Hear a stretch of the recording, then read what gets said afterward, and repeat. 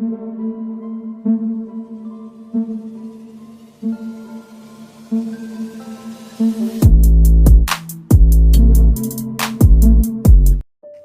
दोस्तों, scary story official में आप सबका स्वागत है। आज की कहानी की तरफ बढ़ने से पहले चैनल को सब्सक्राइब कर लीजिए और अगर कहानी अच्छी लगती है तो प्लीज़ लाइक एंड कमेंट करना मत भूलिएगा। कहानी बहुत ही ज़्यादा डरावनी है तो ध्यान से सुनिएगा और अगर अच्छी लगती है तो प्लीज़ कमेंट करके ज़रूर बताइएगा कहानी कैसी लगी। तो कहानी है कुंदन की। कुंदन गांव में रहता है और उसके मम्मी पापा बचपन में ही उनकी डेथ हो गई थी, तो वो अपनी बुआ के साथ रहता है। बुआ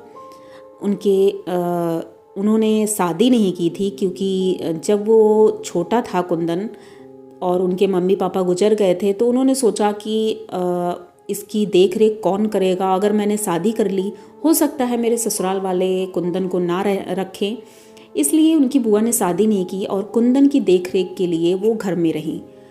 और उनके बाबा थे, बाबा बहुत बुज़ुर्ग हो गए थे और वो घर पे रहते थे, लेकिन बहुत अच्छा था, वो उनके रहने से बहुत आराम भी था। धीरे धीरे समय गुजरता गया और उनके बाबा की तबीयत बहुत ख़राब रहने लगी और एक दिन अचानक उनकी भी मृत्यु हो जाती है। ये सदमा कुंदन बर्दाश्त नहीं कर पा रहा था, बहुत ज़्यादा दुखी था। एक दिन बगीचे में बैठा था और बैठे बैठे वो सोच रहा था कि मैं क्या करूं, कैसे करूं, मेरा तो अब कोई है नहीं और अगर मुझे कुछ हो गया या बुआ को कुछ हो गया तो कैसे रहेंगे हम अकेले। यही सोच रहा था बैठे बैठे कि कैसे मैं इन लोगों को अपने पास फिर से बुला सकूं। अभी कुंदन इतना बड़ा नहीं था, अभी उसकी उम्र 15-16 साल ही थी, लेकिन इतनी कम उम्र में ही उसे बहुत कुछ सीखने को मिला था, बहुत कुछ उसने देख लिया था। एक दिन जब वो बगीचे में बैठा था तो उसका एक दोस्त है वो आया और वो उसके पास बैठा था। बैठे बैठे उसने कहा कि दूसरे गांव में एक गुरुजी आए हैं और वो बहुत कुछ जानते हैं, तो चलो उनके पास चलकर हम लोग पूछते हैं, तो तुम्हारा हो सकता है कोई समाधान मिल जाए। तो कुंदन बहुत खुश होता है, कहता ठीक है हम दूसरे दिन ही चलेंगे। अपनी बुआ से परमिशन लेता है कि हम दूसरे गांव मेला देखने जा रहे हैं क्योंकि मेला का समय था, तो वो परमिशन दे देती हैं। कुंदन अपने दोस्त के साथ गुरुजी के पास जाता है। गुरुजी उसको देखते ही समझ जाते हैं कि बहुत परेशान है, तो वो बोलते हैं बेटा परेशान मत हो, तुम्हारी परेशानी बहुत जल्दी दूर हो जाएगी और तुम ठीक रहो, स्वस्थ रहो, बस ऐसे ही बोलते हैं क्योंकि बच्चा है, अब उसको क्या बोले वो। लेकिन कुंदन उनसे बोलता है कि गुरुजी क्या मैं अपने मम्मी पापा से बात कर सकता हूँ, उनसे मिल सकता हूँ कभी। तो गुरुजी कहते हैं कि नहीं बेटा ऐसा नहीं होता है, वो अब उनको मुक्ति मिल गई है और अब वो तुम्हें नहीं मिल सकते हैं। अब ये फिर से उदास हो जाता है और वहाँ से घर आता है। तभी शहर से एक परिवार आया था गांव घूमने के लिए। तो कुंदन का वो दोस्त था और उसका नाम राज था। राज कुंदन से मिलने आता है तो कुंदन से बोलता है कि तुम कैसे हो। तो कुंदन बहुत दुखी था। उस कुंदन ने सारी बात राज को बताई। तो राज कहता है तुम्हारी प्रॉब्लम का मेरे पास सलूशन है, तुम बोलो तो मैं तुम्हारी हेल्प कर सकता हूँ। तो बड़ा खुश हो जाता है कुंदन कि चलो अच्छा है, राज तो मेरी हेल्प करेगा। राज के पास ओइजा बोर्ड था और वो ओइजा बोर्ड लेके आता है। रात का समय था, उसी बगीचे में दोनों बैठे रहते हैं, कैंडल जलाते हैं। अंधेरी रात थी, दूर दूर तक कोई दिखाई नहीं दे रहा था और दोनों वहीं पर बैठ कर के अब कुंदन के मम्मी पापा को बुलाने की कोशिश कर रहे थे।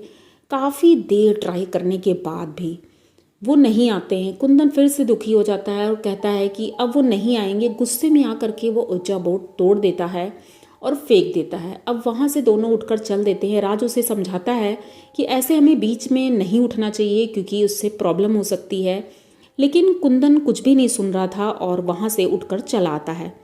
जैसे ही वो घर आता है तो उसे पता चलता है कि उनकी बुआ की तबीयत अचानक से बिगड़ गई है और उन्हें लेकर हॉस्पिटल जाना पड़ेगा। कुंदन जल्दी जल्दी पड़ोस में रहने वाले एक चाचा को बुलाते हैं और उन्हीं की गाड़ी में हॉस्पिटल ले जाते हैं। हॉस्पिटल जाते ही रास्ते में उनकी बुआ की भी डेथ हो जाती है। अब कुंदन बिल्कुल अकेला हो गया था। एक तरह से रो रो कर वो एकदम पागल हो गया था। उसे कोई संभालने वाला भी नहीं था। राज को जब पता चलता है तो वो भी आता है हॉस्पिटल। वो कुंदन को संभालने की कोशिश करता है, लेकिन कुंदन अपने आप को एकदम अकेला समझ रहा था। उसने सोचा अब इस दुनिया में मेरा कोई नहीं है, मुझे भी मर जाना चाहिए। वो रोते रोते घर आता है। गांव के सभी लोग मिल करके उनकी बुआ का क्रियाकर्म करते हैं, सब कुछ करते हैं।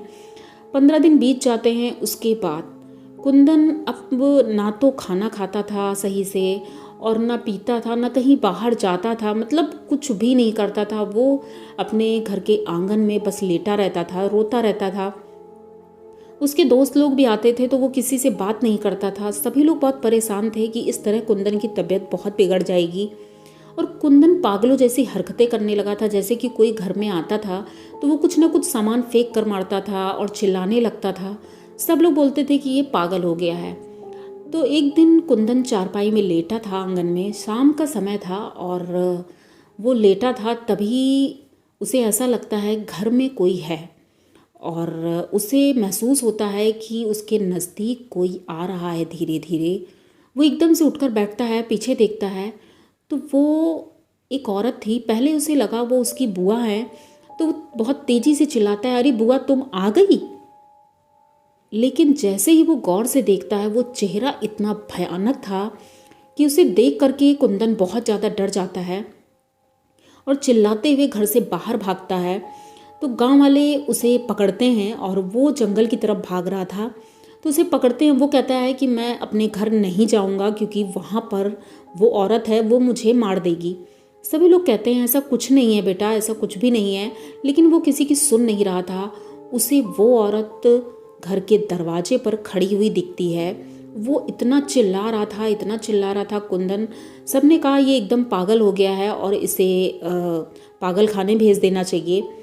तो गांव वालों ने कहा ऐसा नहीं है, हो सकता है इसको और कोई प्रॉब्लम हो तो हमें तांत्रिक को बुलाना चाहिए या किसी मंदिर के पुजारी को बुलाना चाहिए, हो सकता है वही कुछ कर सकते हैं अब।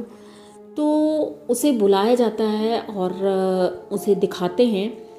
तो वो था, एक तो सबसे बड़ी बात है कुंदन एक तो कम उम्र का था और दूसरी बात है इतना कम उम्र में उसने इतना सब कुछ झेला था तो मेंटली वो डिस्टर्ब तो था ही। और घर में इतना सब हो रहा था, अभी भी उसे महसूस हो रहा था घर में एक नहीं कई लोग हैं जो चहल पहल करते रहते हैं। कहीं किचन से आवाज़ आती है, कहीं पानी की आवाज़ आती है, कहीं छत पर किसी के चलने की आवाज़ आती है। ये सारी चीज़ें बहुत ज़्यादा डिस्टर्ब कर रही थी उसको। पहले तो अब गांव के लोगों ने सोचा कि पंडित को बुलाते हैं, तांत्रिक को बुलाते हैं, लेकिन जो गांव के एक बुज़ुर्ग थे उन्होंने बोला कि ये क्रिश्चियन है और हमें पंडित और तांत्रिक को नहीं, इन्हीं के लोगों को बुलाना होगा। एक समय था जब कुंदन चर्च जाया करता था, पूजा भी करता था वहाँ पर जाकर। और लेकिन जब से कुंदन की तबीयत ख़राब हुई थी तो उसने चर्च जाना बंद कर दिया था। तो लोगों ने कहा कि चर्च चाहते हैं, वहाँ से प्रीस्ट को बुलाकर लेकर आते हैं, वही अब इसे ठीक कर सकते हैं। अब आप लोग सोच रहे होंगे इसका नाम तो कुंदन है और कुंदन तो हिंदुओं का नाम है, लेकिन ऐसा नहीं है। बचपन से ही वो हिंदुओं के बीच में रहा है तो उसे ये नाम पसंद था, तो उनके घर वालों ने इसका नाम कुंदन रख दिया था।